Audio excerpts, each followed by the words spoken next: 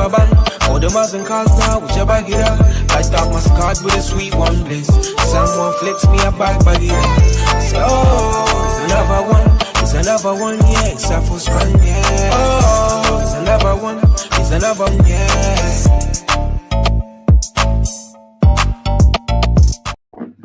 What's good, people? Welcome back to another episode of the Stay Weighed-In show, presented to you by iBoxingHub in association with our sponsor, D-Rock Clothing.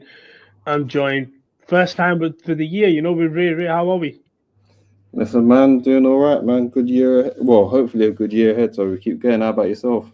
Can't complain. First fight week coming up with me into Manchester for Misfits. Listen, we've got a lot to talk about. A man from Manchester or Morecambe, whatever.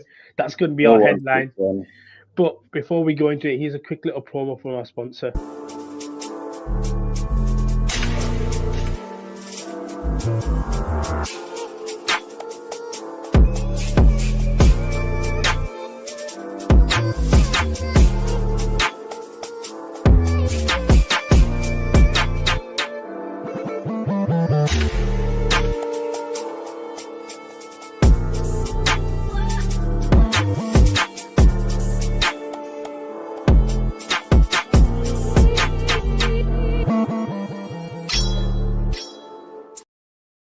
There we go, guys. iBoxingHub 24. Get yourself 40% off across the site on D-Rock Clothing. Just a quick little shout out to Ross Evening. He's already in the chat, so we appreciate that, man. Happy New Year to you. I'm a one-man army. Don't disrespect me. Reminds me of Call of Duty, one-man army. But yeah, we digress. Tyson Fury saying he's retired. Talk to me about it, because for me, I'll say this. I'm going to give my honest opinion. If he is to be retired, I think out of all the times he's called a bluff, this is probably the most likely for me where he goes into retirement, just because of what he's gone through and stuff and the age. I will say this, I'm not against it. The boxing fan in me was like, okay, cool, you duck. I'm not going to say ducking. No, I'm not going to say... we're not going to get that AJ fight if you go into retirement. But it's like what we were talking about offline, about professionals and sacrifices and stuff. When you look at Tyson Fury, again, certain fighters live a certain lifestyle. He's a fighter that has a family and has a family with a lot of young kids. So it will get to that point where you're like, okay, I do kind of have to call it a day. Is it really believable? Potentially not, because I think a lot of people are saying, look, this is going to be a ploy to get more money, which I more agree with. But I do get it. If it is yesterday, the day that he called it a day, it's fine, because he's got a young family, got a lot of kids, and it's probably his missus is saying to him a little bit like, come on, I want to look after the kids. So I do appreciate that standpoint. But like I said, closest for me, it can be to retirement. But I do think it's a bit of a tactical ploy to try to get a bit of extra cash and to kind of make himself the cash cow again and the ace in that AJ fight. The boy that cried wolf, I almost fell asleep at these excuses. It's enough, man. Like, how many times do we need to hit? Like, what is this, the third, fourth time he's retired? Might be fourth, fifth. Some said it was fifth. You got the Klitschko, you got after... was it Chisora or Dillian White? You've got prior to that, prior to Klitschko. Even after the Wilder fight, Wilder fight as well. How many times? Is enough. And the worst thing is, I honestly thought, I said, with the way that money's been flowing in for the bigger name fighters, I thought these tactics would be a thing of the past, at least for him anyway. I would want him to find shame, but I doubt he has any. And you know what? At this point, it's just like whatever. Remember the time he gave like AJ like a 10-day deadline to make the fight, and he didn't, even though he made a fight. And he was saying about, AJ and his team, if we don't make a fight now, this, that, and the third. And then ironically, that same management team managed to negotiate a fight with Chisora concurrently. It was just like, it's enough, man. Like, wherever the fight happens, it happens. If it don't, I'm sure AJ will still have good options. AJ is going to make money regardless. He's 2-time unified champion. It's just like, what more can you? There's nothing else like needed from him. And as for Fury, it's just like after you just had your little, you know, I don't want to call it a little meltdown after this fight, saying that Usyk didn't win and he thought he won and all this nonsense. I'm just like, I'm done, man. I'm done. I don't care. This, like I said, this is the 3rd, 4th, or 5th time that you said you retired. And if it is you gonna retire, just go away. That's what he's. Go away. Go away. I don't want to hear nothing else. Just go away. So, because in reality, you're gonna come back. But okay, let's say that. Let's say that if he does go away, like you say, so put the post out yesterday. We don't hear from him outside of, let's say, if he makes an appearance anywhere at a fight and they ask him and he says, yes, I'm still retired. Are you respecting that then? No, because of the way that I don't even think it's nothing to respect. It's like, you're the boy that cried wolf. You've done it one too many times and it's your own but that's fault. the point. See, that's my point. If this one is the one where, if let's say hypothetically I'm at an event, I see Tyson. Retirement. No, but that's my point. I speak to Tyson. I say, Tyson, are you actually retired? He says, yes, I'm retired.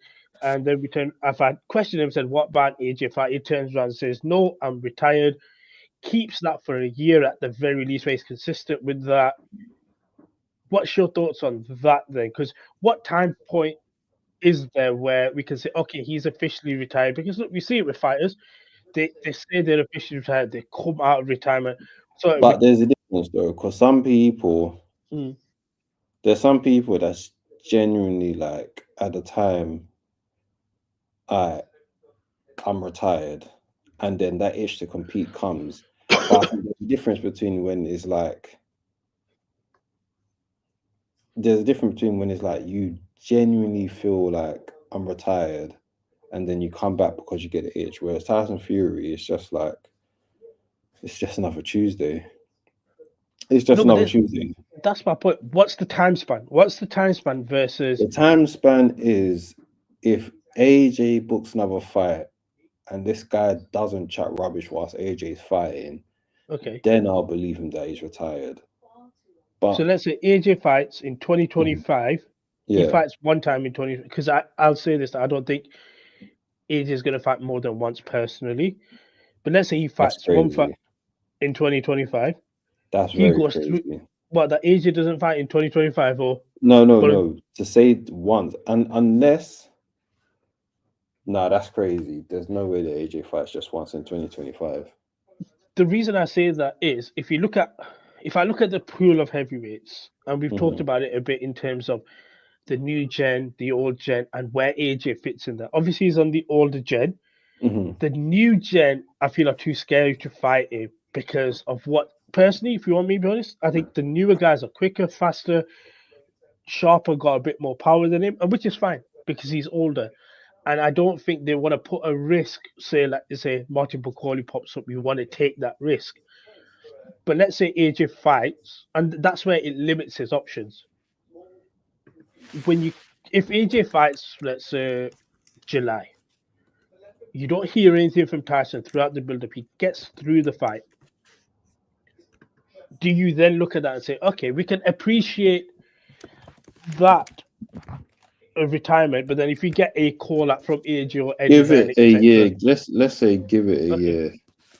Give it a year. I can't trust. Like I said, he's got himself to blame, and it's not just him saying retirement. It's the manner in which he's doing it. He always does it after having a bit of a sulk. It's never like coming from a genuine place of like, do you know what? I've had time to think about it. I had time. I spoke with the missus and etc. etc. I'm done. It always comes from a place of, oh, do you know what?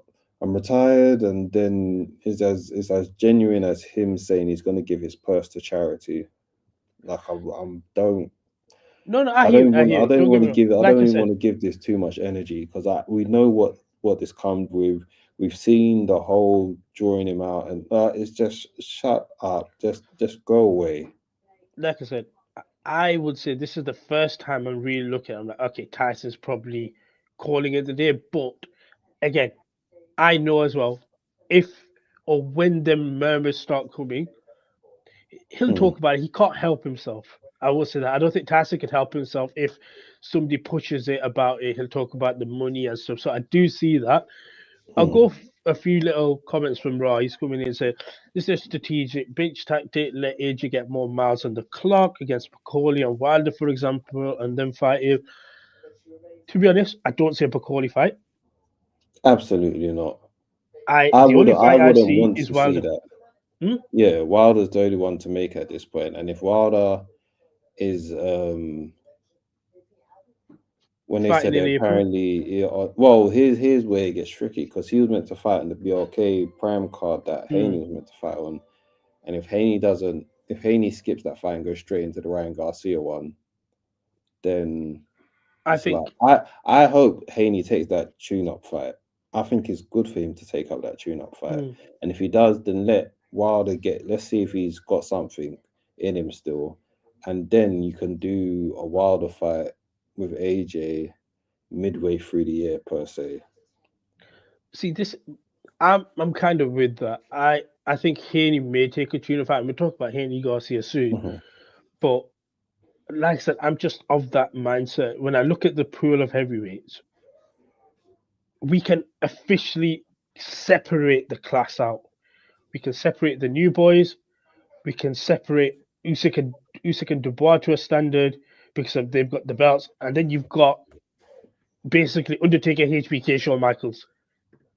Just the three old guard that you just said Undertaker, HBK. You mean Undertaker, Triple H, Shawn Michaels? Yeah, that's what I mean. Sorry, yeah. The old guard there. I like that reference. That's exactly it.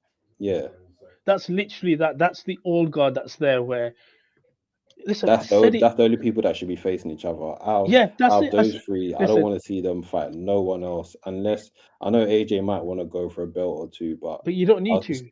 I was discussing not even just that, because I was discussing this with my boy Ozzy yesterday, and then he mentioned, oh, what happens if Joseph Parker wins against Dubois? And I said, I'm very sure it's likely Frank Warren, one, has a rematch clause, and secondly, Bocoli's also fighting in a mandatory, fighting to become mandatory for that belt. So basically, the IBF route is booked up for at least 2-3 more fights after this, Parker first Dubois fight.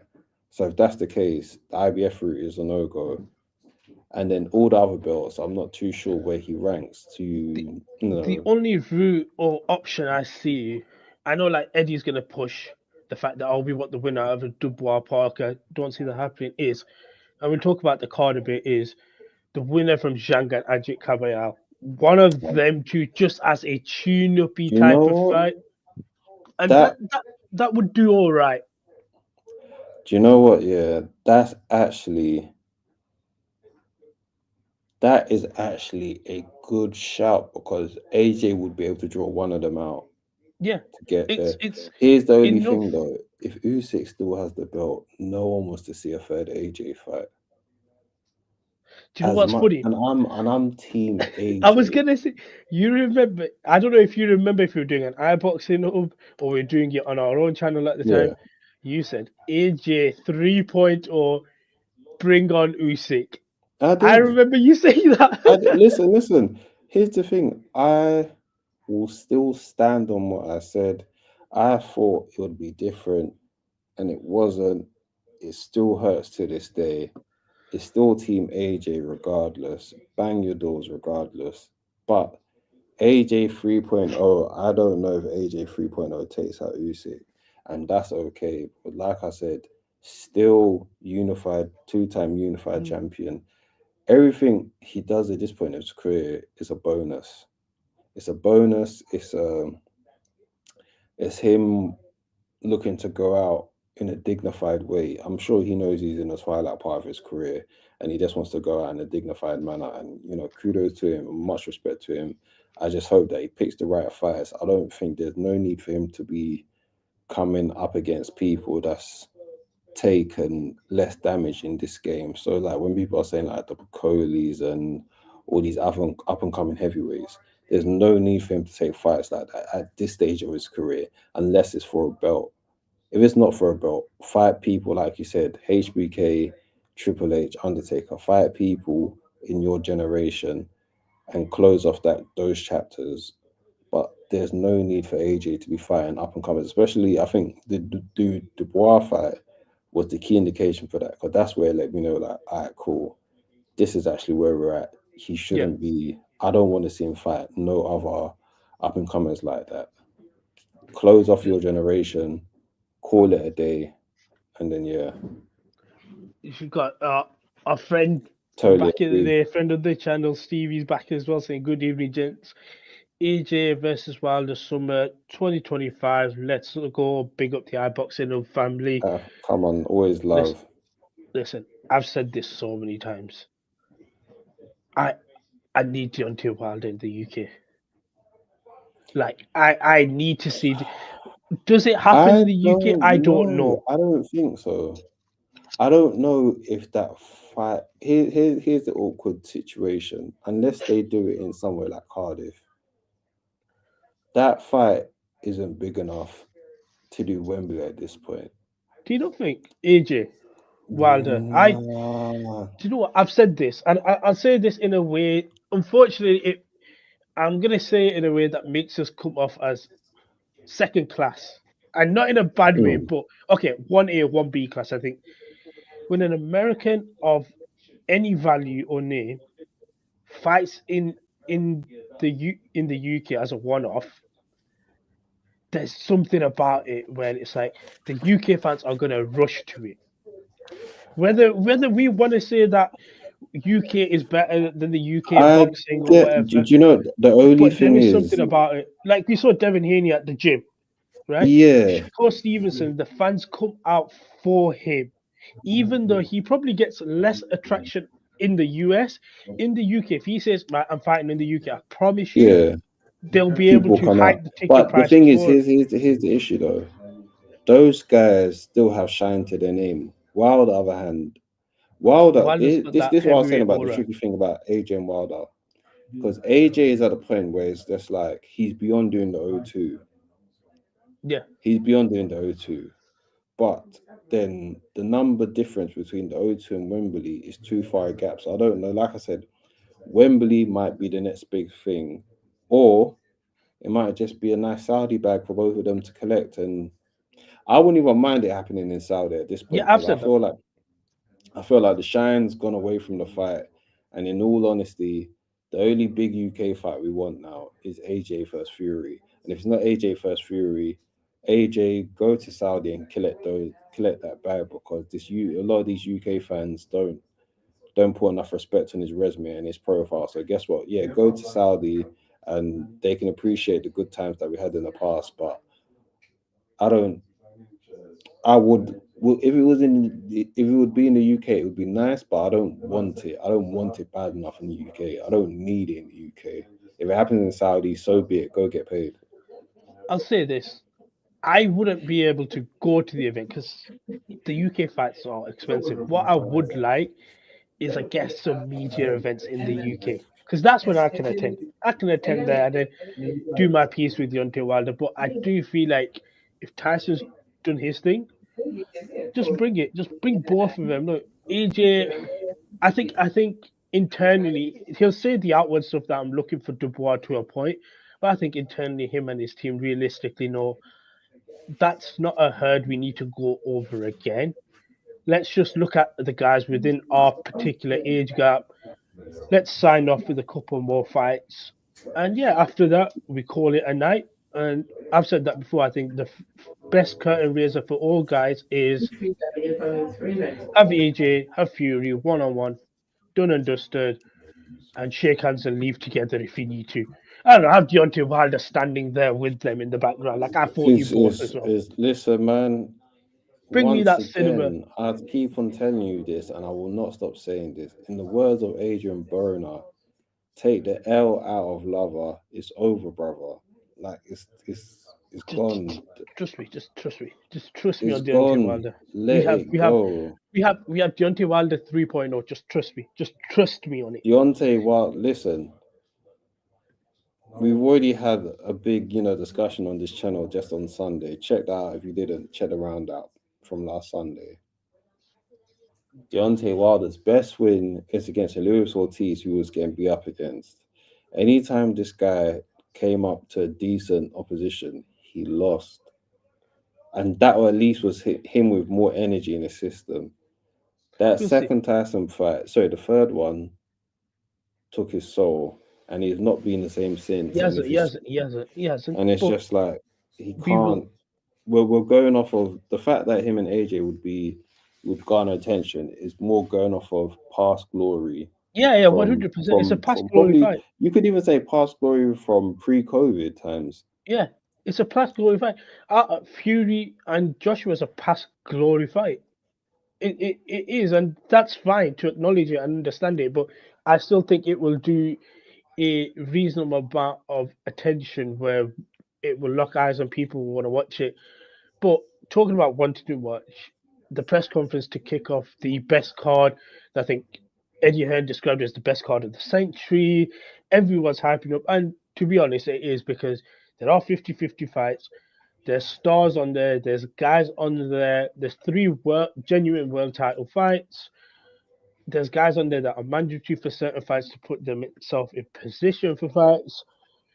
Quickly, the card itself. Obviously, you've been watching boxing for a while. Can you remember a card that stacked from head to toe where you're like, I might need to tune in for the prelims for this? This is where the annoying thing is with casual boxing. Because these are the type of cards that deserve the attention. These are the type of cards where people need to tune in. When people keep complaining about how boxing is not great and everything, these are the type of cards to shut people up and say, if you really care, then you'll tune in for this one. I don't get me wrong, I always know the answer is really like, these people don't really care. They just like to act like they do. But these are the type of cards where, yeah, like you should be really caring about what's happening, because my goodness, what a card! And to top it all off with Bivol and Better Biev, wow, like just the highest level of boxing imaginable at the moment. And it's like, what more could you ask for? I'm just gonna go with this. The quality of the card is exceptional, but wasted on Riyadh. I'll put it out there. I don't It's think it's not. wasted. It's not. I don't How? think it is Where? at all. Do you know what? Do you know when? Do you know why? And Ra's got his own. To premise this, people that are watching, Ra has his own agenda against the person running the whole show. That's why I say Riyadh Yeah, is I wasted on this. I've said Where this. else Riyadh is deserves Bivol it. first? Where Yeah, else is Bivol and Better BF really gonna headline and do numbers? I don't even know if it does numbers in Russia like that. So where else are you gonna have it? I'd rather have it in Riyadh. Like I always tell people when it comes to Riyadh season, anything Ra says, take it with a pinch of salt, exactly. because there's a greater agenda behind it, and he thinks that Turkey is Palpatine. If you get that reference, then you get that reference. But yeah, no, I've said this. Look, Riyadh season, the Saudi cards. I think I'm probably one of the biggest fans of them because there was a thing with Turkey. How long is he realistically going to be in the game for? How much showmanship can he do? And the more you look at it, and like I've seen people talk about it, it's kind of true. You fight on that card as an undercard fighter, you win that fight. There is most likely a chance that there's someone on that card who also wins a fight. You win your fight, you're then setting up for another Riyadh season fight card where you put yourself out there. And there is actually a genuine narrative between these cards. And numbers aside, whatever, the entertainment value that we're getting is something we didn't get 3-4 years ago. So that's why for me, if they're gonna bring it, let them host it. Let, And you know what? Add to that as well. This is what the general public deserve. So guess what? If you really want boxing back, start supporting boxing in a real manner instead of just like instead of just complaining on social media. When there are, great boxing events outside of the A class names, start supporting them. Start showing that you're gonna have interest in them, and then you can bring back big fights back to the UK outside of AJ Fury, because when that generation's gone, is in all honesty, British boxing is starting at ground zero. And if people really want the greatness, start supporting the new Well, fighters this up is and where I'm coming. gonna go with the next thing. So I might be very premature here, but I'll ask Go you on. this before I ask you anything else. In terms of all the fighters on this card, if you had to name one person in your opinion who you think kind of has the most pressure on the card to deliver, who would it be? Wait, say that again, sorry. So in terms of all the fighters on the card, Mhm. if you had to name one person who has the most pressure to deliver on the card, who would it be? Dubois. Okay. Dubois only because I know the wrestling reference just won't stop. Remember when John Cena faced Austin Theory, Yeah. and then he said, "Even if you beat me, you may not get the rub off of me." And that's where Dubois is right now. You beat AJ, you beat the headliner, you beat the cash cow. It does not guarantee you get the rub off of that. And I feel like with him right now and how volatile, outside of Usyk, how volatile the rest of the division looks, you need a dominant win to, make a case for yourself, especially the fact that given his not so stellar PR in regards to how he conducts himself. No, let me not say how he conducts himself, because the guy has good intentions, but he's not the best commercially. So right now, it's like you have to give people a why outside of your fight from AJ. They should care about you beyond that fight. And if you can't capitalize off of that, it's going to be very tricky to know how far his ceiling is.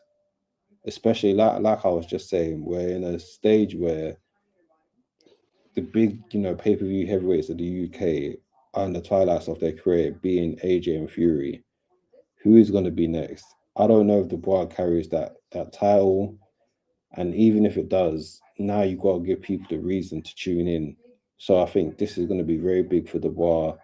So I think he might have the most pressure on him. Outside of him, everyone else is just like, as long as you're in the good graces of Turkey, just go get paid. Just gonna go to this quick comment, then I'll give my point. I have zero interest in Joshua Fury. You Both of it. will. You will. I was gonna say I'm gonna let you do that because I've had my card You bookmark. you already know what I'm gonna Yeah, reference, and I yeah, 100%. reference this fight time and time again. Let me tell you something.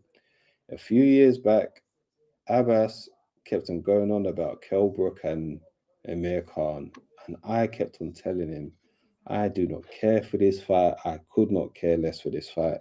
Yada yada yada. That first press conference, I apologized to Abbas and I said, I'm in. And yes, is it annoying that we didn't get these two fighting at their primes? Very annoying. Once again, blame Fury. But secondly, once the ball starts rolling, you will be interested. And especially, do you know what the funny thing is between AJ and Fury? It's not like they're completely shot and now they're fighting. It's like, yes, they're in the twilight of their careers, but they beat out the majority. Both of them beat out the majority of the division. So yes, it's still a good fight, regardless.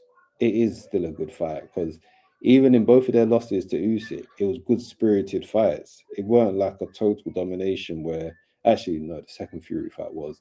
But I anywho, knew you were gonna do that. it wasn't. The But first AJ no, one no, was, no. but But that's do beside you the know what point. it is? But even in that domination, Fury still looked good. It wasn't that Fury was bad. It was just that Usyk is just that damn good.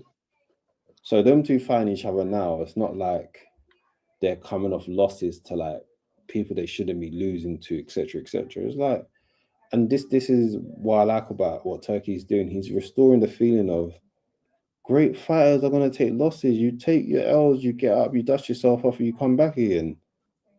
Like this whole thing of after one loss you're a bum, and it's just like, how are you calling someone a bum after one loss, especially after a loss against a top contender as well? Not even like, oh, you took a gimme fight and then you lost against someone that you shouldn't. You're losing against top competition. Is like, even when I remember when AJ lost to Usyk, and I was telling people that didn't know too much about boxing, They're like, oh my gosh, yeah, I knew it was overrated. I said, do you know how good this guy is? That is a generational great. You just don't know about him. It doesn't mean. I know for a lot of people in the public, they think notoriety means that you're great, and it's just like no, because Ryan Garcia has a lot of notoriety. He's never won a world title. He's not that great. Gervonta Davis, as great as he is at lightweight, and that he hasn't got no big victories at lightweight over other champions become unified. So is that the point being is this? You will be interested in that fight when it comes across JDM. I'm telling you, you will absolutely pay attention. But the funny thing is, there's people that are saying they don't care about this fight, and those same people still watch Mike Tyson and Jake Paul. So don't tell me that this ain't good enough for you. Yeah, 100%, 100%. I'm gonna give my name on the card, but just quickly to this point for Raw, there won't be superstars like Fury and AJ. We'll have big local ones like Wardley and Fisher. Now, I'll say this with Fisher. I don't even think them two really have a good local base as people gone. I was gonna say, to be honest, and this is gonna sound a bit contradictory of what I've said before in terms of fighters not being on pay-per-view or something like that. But when you look at Fabio Wardley, the knockout of Fraser Clark, it got eyes on him. Johnny Fisher, Dave Allen, it was what it was. So it didn't really paint Fisher in the greatest light. But with Fabio Wardley, because of he's with Queensberry now, so it's a bit different. So they've got that leverage to be able to promote properly, I guess, as well. So he can headline shows in the UK if he wants to. But again, with the Riyadh season cards, if you can get yourself a consistent basis on there and your name's just flashing up, by the time AJ, Fury, and stuff get done with it, you're in that bracket where it's like, okay, we're close enough for you. And I think with Wardley having Queensberry behind him, I think it's a big thing for him. So I think he's got a chance to do that, but he has to be consistently in people's face. And I think that's the thing. Can you be in people's faces consistently enough where we actually recognize who you are? I'll say my name. Here's the only issue that I'm worried about. With a lot of these Riyadh season cards, I like it, but is this one going to be behind a paywall as well? Yeah, everything is. Everything is. This is where the issue comes in. And yeah, that's the contradictory bit that I was saying. Yeah, this is going to be where the issue comes in. For British fans, it's like, and the only people that are doing all right with this were Boxer, and then now they've slipped up as well. Yeah. Who is doing the shows to build up the next UK stars? If all these UK stars, this is the thing. Queensberry and Matchroom are now always behind subscription. Even though technically it's free, you have to buy the DAZN subscription. No, that's not the issue. The pay-per-view is the issue. Because watching this is the new digital age. Anything you watch, you're gonna have to get a TNT subscription. You're gonna have to get a Sky Sports subscription. You have to get the DAZN subscription. That's not the issue. Because as long as those subscription services provide other sports, people are going to have those availability to them. The issue comes in is that if on top of that you have to pay pay-per-view, pay-per-view is supposed to only work with people that's already established stars, so people want to come see you. But you have that with the main event, don't you? You have that technically with the main event and like maybe 2 fights. So the rest have to be on there. But I know what you mean. Main and co-main are in places where it's like, they've put in the work that's pay-per-view. But then if it's like you're up and coming and you keep on fighting on pay-per-view fights, but aren't big UK pay-per-view fights, it's like, how are you meant to grow your stardom in the UK if one, you're not fighting in the UK, and two, is like you said, we're being contradictory, because I like the fact that fighters can, get good money now. But then it's almost like if you jump too far, you can't build up too many, pay-per-view stars here because of that. And this is why, this is very random, but it accentuates my point. What Eddie Hearn is doing with Boots is very important, because Eddie has kept Boots away from Riyadh so far, because it's just like, no, establish yourself in America. Establish yourself in your home state so that people know who you are. Because I think Eddie's also looking at it as, I don't want to depend on Turkey. It's nice to have the option there, but you cannot depend on him. And I feel like that's what a lot of UK promoters are missing out on. And I think Eddie's probably seen, like, with the way people are just like, oh, Eddie don't care about the UK no more. Have you seen how dry our scene is right now? It's dry. It's very dry. I understand why Eddie's probably like, yo, let me go Australia and establish myself. Let me go America and establish myself, because the foundation in the UK right now is horrid. And he's been there, done that. And until the UK has a reset. No, I hear it. And that's where this is the guy that I'm going to say. I'm going to say Hamza Shiraz in terms of the card. Now, I still don't think so, but go on. So the reason I say that is, I look at him, right, and I credit to Frank Warren on this as well. Because I was critical about Frank Warren a bit, because I was like, you're just throwing him in on a card where people are not really going to tune in for him, or they won't know his actual placement in the card type of thing. And he did do it for a bit, but then he started headlining cards, and now he's obviously fighting for a world title. And I look at him, I'm like, you're 25, 26, roughly around that age. And like your confidence shows that you should be here. Like, if you hear any of his interviews, he's constantly like, if I can't win it now, then I can't win it again. Like, I'm meant to be here. I'm meant to be winning this world title. So I look at him and I'm like, you've delivered, I guess, when the lights are the brightest. Regardless of whether someone would say the opponent or not, you've delivered when the lights are the brightest. And this is going to be the brightest of lights. And if you win this fight, and if the chips fall, they are meant to fall, at the end of the year, potentially, you could be headlining a Riyadh season card going for unification at the middleweight division. And potentially undisputed. Potentially. And that undisputed is a stretch, but unification is 100% there. And I look and I'm like, you have the super confidence, you have the backing, and I do think he's going to deliver. But I do look and think, alongside Dubois, they're the two guys with arguably the pressure behind them. And I do think Hamza just excels with it. Dubois, I'm going to be intrigued to see what he does with the pressure for the first time really in his career. I think here's my only thing with Hamza. If he goes down this route of being in Riyadh, Yeah. does that mean he's just gonna totally forego on being a star in the UK then? Because I feel like Hamza still hasn't. I think Hamza and I think he could Azim, head. So this is the thing. I I don't look think at it. my thing is this, especially, well, you can speak on this. Mm. I always used to think after the door that Amir Khan kicked down for particularly South Asian community, I always used to think, who's going to be the next star of the South Asian community? Because clearly they have big support, whether it's in the South or whether it's up north where you are. I feel like Boxer tried to capitalize on that, but for whatever reason, it's not landed with Azim. And with Hamza, I feel like he hasn't done enough fights here to garner that. So then, would I you would feel say like he's his not. UK base hasn't? I think both of them, their UK base hasn't grown as I So feel like get this. it This should. is what I will say.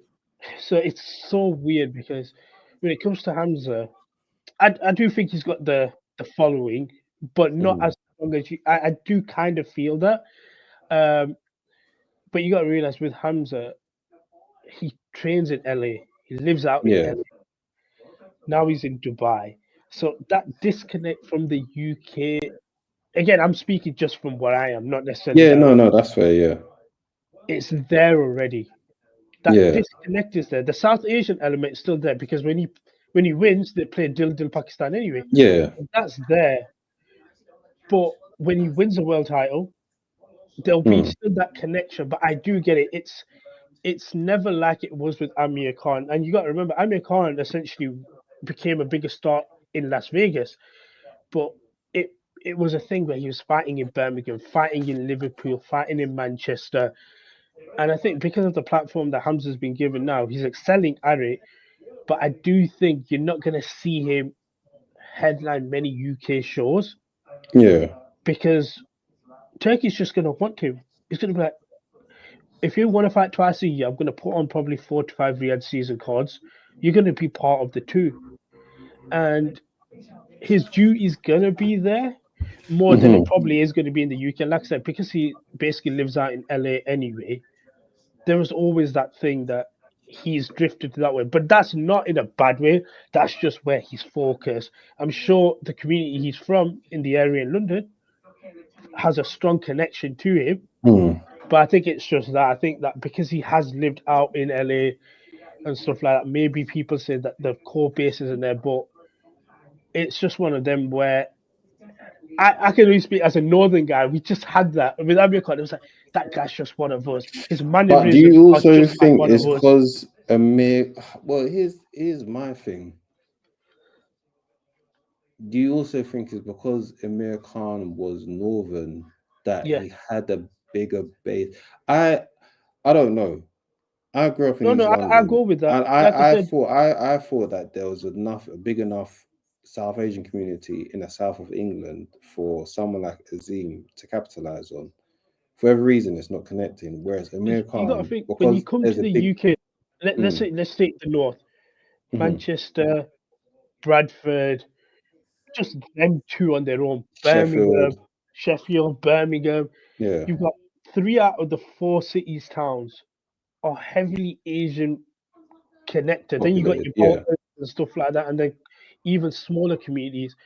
The problem with London is it's so big and it's so diverse. You'll have that specific area where there will be a connection, and then maybe if you stretch further east, north, or whatever, it's not going to be I there. get what you mean, yeah. Whereas if So you've it's got like someone there's from way Mani, more cities up yeah, north. Yeah, yeah, yeah, yeah, you got yeah, someone yeah, from Mani who is Asian. The guy from Birmingham's going to come follow. Like yeah, if you look yeah, at yeah, yeah. what's his But name, there's a few Hamza. in Brum. There's a Hamza, few in Brum yeah, now, isn't it? Yeah, yeah, yeah. Hamza did, for example. But you're going to get people from me where I am Even going to East travel Midlands there. with Yeah, we're going Leicester to as well. travel there. Yeah, Shabbos Masood from Stoke, but we're going to yeah. travel out there because it's a lot more close knit up north than it is probably down south. So we travel a lot further, I would say. But Yeah, at the same, I do think he's that guy to take the yeah. mantle from the UK, I mean South Asian boxers and push it forward. But yeah, Ra's interesting comment. I don't know if it's about being too well mannered because Khan was well mannered as well. but he had that rawness about him. There was that rawness of Amir Khan where we were like, You don't think that that's the like oh, you don't well at least Hamza anyway. I feel like Hamza's got that rawness about him. I think Hamza has a very good like confidence about him yeah. No, that what I connects. mean by this without sounding too stereotypical is Yeah. if Amir Khan slipped up, we Mhm. all look at it all around us.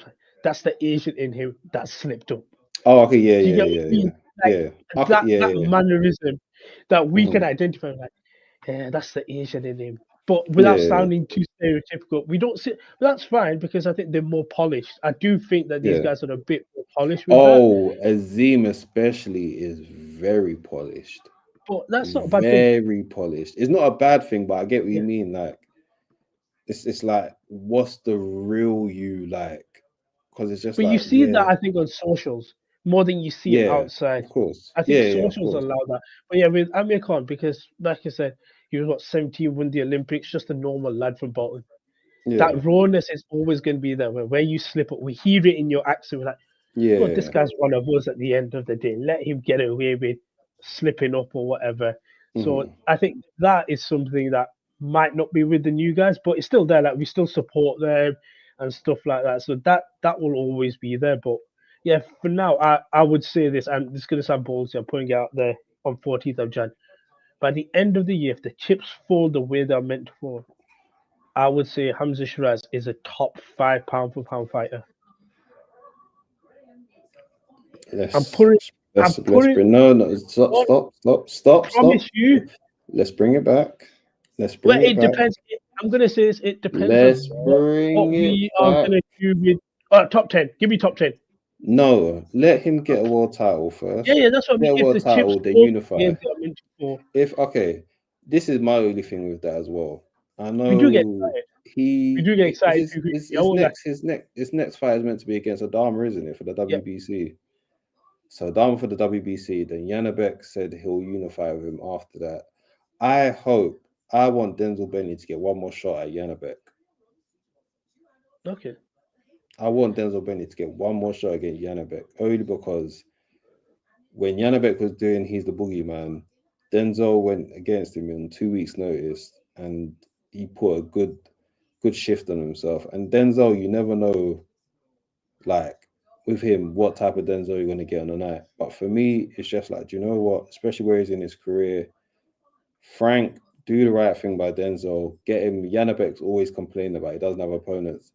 Get Denzel that one more fight against Yanabek, because for me, that's even double win for Frank. Because imagine if Denzel gets the upset against Yanabek, then you can just do a unification fight with. That's a fight that could be in the UK. Yeah, you can get a unification. That don't even need to be in the UK. Even if it's Yeah. not in the UK, the money's all gonna go to Queensbury. Yeah. So I think that's a good fight. So talking about fights, no way he'd have to beat. No way. Yeah, that's what I said. He'd have to. Yeah, undisputed. But And then I think he would have to do bits at middleweight. Isn't exactly the steepest division. So I think if he was to go up to light heavyweight, not light heavyweight, sorry, super middleweight, and then listen, I'm seeing it right now. Pakistan, Mexico. I'm stuck in the middle. I don't know who to support. I'm just gonna be like, may the best man win. Oh, listen, there is no, if let's say Hamza was to go on a tear, by the time he would get to super middleweight, Canelo would not face him. Absolutely not. I would have Canelo would not be. Canelo will say, "It's been a good career. I've made my money." That I don't. If Canelo won't face Benavidez, I don't see Canelo facing any uprising start super middleweight. Everyone else that he's going to face is going to be bang average. Let's I don't even know what Canelo going quickly. to do. Quickly, because we've been going on for a bit. Canelo Alvarez, Terence Crawford, both were in the UK, both spoke with Turkey. Seems like we're going to get that fight. Do you expect it to happen? And do you expect what I'm expecting, which is 12 rounds of Canelo Alvarez beating Terence Crawford? I don't think it's going to be as simple as 12 rounds of Canelo beating Terence Crawford. I'm supporting Bud, but I can see Canelo winning just because there's weight classes for a reason. I don't even think it'll be that exciting of a fight. Honestly speaking. No, I'm kind of with you. I always say, here's my thing. When people go up in weight, going up in weight works well if you want to be defensive minded. So if you're like, for lack of a better option, because I didn't want to use this guy, but because he just happens to be one of the best of all time. But Mayweather, for example, is because he's the very defensively sound fighter. The same with, you could say, with Bernard Hopkins as well as another one. When it works well for them, people like him, to go up in weight because you're defensively minded. So it's like your game is all about counter punching and making the opponent make mistakes. Whereas if you're a Bud Crawford and your game is dishing out punishment and finishing guys, it's hard to do that weight class above, where someone might have more durability than we see all the time. Look at Teofimo's come up to 140, and I don't think he's got a finish since. Even though it's F that guy, but I wanted to just reiterate, he hasn't got a finish at 140, and he hasn't even faced the top competition there. But technically, he's got a world title, but that's beside the point. No, he's got a world title. I never said he ain't got a world title. I said he ain't got a finish, even though technically he should have been Jack Harrell, but that's neither here or there. The point being is that it's harder to go up in weight class and get a finish a lot of the time. So that's why it's the same way when Canelo went up to light heavy to face Bivol, and I told everyone that would listen, I said, this is Bivol's fight to lose, because when Canelo can't do the thudding shots that he gets at super middleweight and goes up against light heavyweight, that's just like, I can take that. Then what? So unless Terence is gonna, employ some crazy game plan, I can't see how you're gonna still be attacking minded going up in weight class when you haven't got too much size to put on. We saw it with Charlo. He just That's got what to I a mean. point. That's what I mean. Like I I remember we remember discussed the what fight you at the said. time. You were very excited, and I told you this is going to be the easiest I 12 know. rounds ever. Let's not do that. I just thought that Charlo might have more to bring, and he didn't. No, But I I just remember do. there was one particular round when Charlo hit him, and I can tell that Charlo loaded up that punch, and Canelo just took it. And I remember you can see the deflation in Charlo, and it's just like, yo, it was almost like that is my best punch. If I don't that think we've can't seen do it, Charlo in the ring since, if I'm not wrong. on it, man. That used to be my guy as well. I Um, like Jamal, the old one. Jamal is he's F that guy, man. one in your neck of the woods quickly. Chris Eubank, Conor Ben seems to be at 160 with a £10 If it's rehydration at clause. 160, get rid of the fight. Why is the fight 160 at happening at one. 160? Sorry, no, 160. No, that's where he fights at. Sorry, Yeah, apologies. 160 with a Yeah, 170 rehydration clause, a £10 no, rehydration no, clause. you've lost all that privileges after you tested positive. But I think that's what they will force in. I cannot imagine You them doing that. cannot. Do you know what it is? Even if there's a rehydration clause, it cannot be only £10. He's in a position to be like 15. So I might not be able to rehydrate all the way back to my natural weight, but you cannot tell him £10 after, because wasn't it £10 before, wasn't it? It was already Can't remember. £10. It was already something Was like it that, not but it's like 154 though, if I'm not wrong? I I can't feel even like it was remember. 154 before, Potentially, and do they you know said what? that. Yeah, potentially, but you lost all those privileges when you popped dirty. So it's Do you know gone. what privilege he does have though? What's that? He's got Eddie Hearn on his side, whereas Ben No, Shalom just that privilege is gone because Turkey is the main guy. Turkey is the Before, main man. But yeah, that's the only thing. But yeah, I don't like it. But if the I'm fight's not gonna wrong, happen. The people that keep on saying, "Oh my gosh, why doesn't he do world title?" And it's just like the guy's in this for money. He even on the video the other day, he's like he enjoys watching MMA more than yeah, boxing. And you know what? Credit to him, man. Go get paid. I do think it happens. I would still favor. Actually, I don't know who to favor, but I know who I'm supporting. Yeah, 100%. Like there's no doubt about. Final one quickly before we wrap up. Garcia, Devin Haney too. Looks like there could be something in the works, but shout out to Bill Haney as well. He's been on the channel a couple of yeah. times as well with Rico. He was saying, look, the only way we make this is if we have drug testing and we have drug testing consistently, and I'm here for it. Like I don't mind what Bill Haney's saying. Like have I been somewhat critical of Devin Haney's fight style in the past? Yeah, but I respect what they're saying for this. Like you gotta make sure you come in clean to the point where yeah, that pace we can test for it, and it's just a normal pace, and we don't need to worry about anything. So now I hear it. If that happens, I'm down for it. Again, I don't know the weight. That will be one of the weird ones as well because I don't think Ryan Garcia makes 140.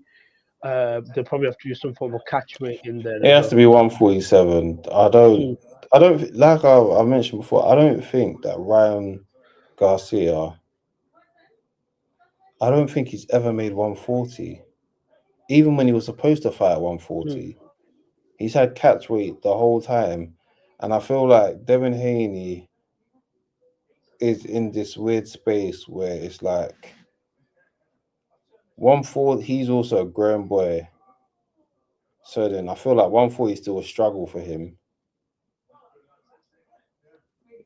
And then it's like by 147, it's like you're not a big boy for 147. Yeah, And you already don't have you're already not as powerful at 140. So it's kind of that scary thing of crap, where do I go? But I do feel like, do you know what? For as shallow as 147 is right now, and I doubt I don't think Boots stays long enough to want to fight for undisputed, I think go take the risk, go 147, and if you beat Garcia, go for the belts, and then him and Boots can either face each other for undisputed at another point, or he can just go for the belts when Boots is gone. Yeah. But I think 147 is the best place for that fight. I think 140, he's still cutting too much weight. Go to 147 where your body feels naturally. And do you know what? He might become more powerful at the fact that he doesn't have to keep on cutting weight. You never know. No, I hear it. Listen, guys, we're going to wrap up today's episode. As always, if you enjoy the content, like, share, subscribe. We're on a journey. We're consistently growing. We're getting the connections, and we need your support with it as well. Ray, hopefully see you next week. Until next time, like, share, and subscribe. And peace. Shout out, Ra. Peace. Shout out, Ra. Peace. It's another band. All the Muslim cars now, with your bag it up. Light up my card with a sweet one bliss. Someone flicks me a bag it up. So, it's another one, yeah, it's a full strand, yeah.